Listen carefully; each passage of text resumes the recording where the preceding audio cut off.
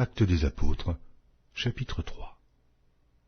Pierre et Jean montaient ensemble au temple à l'heure de la prière. C'était la 9e heure. Il y avait un homme boiteux de naissance, qu'on portait et qu'on plaçait tous les jours à la porte du temple, appelé la Belle, pour qu'il demandât l'aumône à ceux qui entraient dans le temple. Cet homme, voyant Pierre et Jean qui allaient y entrer, leur demanda l'aumône. Pierre, de même que Jean, fixa les yeux sur lui et dit « Regarde-nous ». Et il les regardait attentivement, s'attendant à recevoir d'eux quelque chose. Alors Pierre lui dit « Je n'ai ni argent ni or, mais ce que j'ai, je te le donne. Au nom de Jésus-Christ de Nazareth, lève-toi et marche. » Et le prenant par la main droite, il le fit lever. Au même instant, ses pieds et ses chevilles devinrent fermes. D'un saut, il fut debout, et il se mit à marcher. Il entra avec eux dans le temple marchant, sautant et louant Dieu. Tout le monde le vit marchant et louant Dieu. Il reconnaissait que c'était celui qui était assis à la belle porte du temple pour demander l'aumône. Et il fut rempli d'étonnement et de surprise au sujet de ce qui lui était arrivé. Comme il ne quittait pas Pierre et Jean, tout le peuple étonné accourut vers eux, au portique dit de Salomon. Pierre, voyant cela, dit au peuple, « Hommes israélites, pourquoi vous étonnez-vous de cela?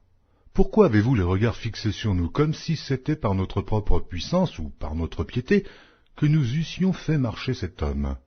Le Dieu d'Abraham, d'Isaac et de Jacob, le Dieu de nos pères, a glorifié son serviteur Jésus, que vous avez livré et renié devant Pilate, qui était d'avis qu'on le relâchât. Vous avez renié le saint et le juste, et vous avez demandé qu'on vous accordât la grâce d'un meurtrier. Vous avez fait mourir le prince de la vie, que Dieu a ressuscité des morts. Nous en sommes témoins. C'est par la foi en son nom que son nom a raffermi celui que vous voyez et connaissez. C'est la foi en lui qui a donné à cet homme cette entière guérison en présence de vous tous. Et maintenant, frères, je sais que vous avez agi par ignorance, ainsi que vos chefs. Mais Dieu a accompli de la sorte ce qu'il avait annoncé d'avance par la bouche de tous ses prophètes, que son Christ devait souffrir.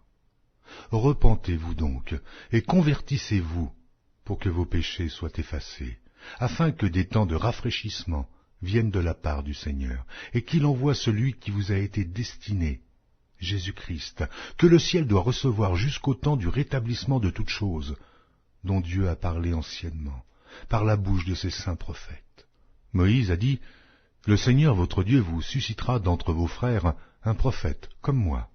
Vous l'écouterez dans tout ce qu'il vous dira, et quiconque n'écoutera pas ce prophète sera exterminé du milieu du peuple. » Tous les prophètes qui ont successivement parlé depuis Samuel ont aussi annoncé ces jours-là.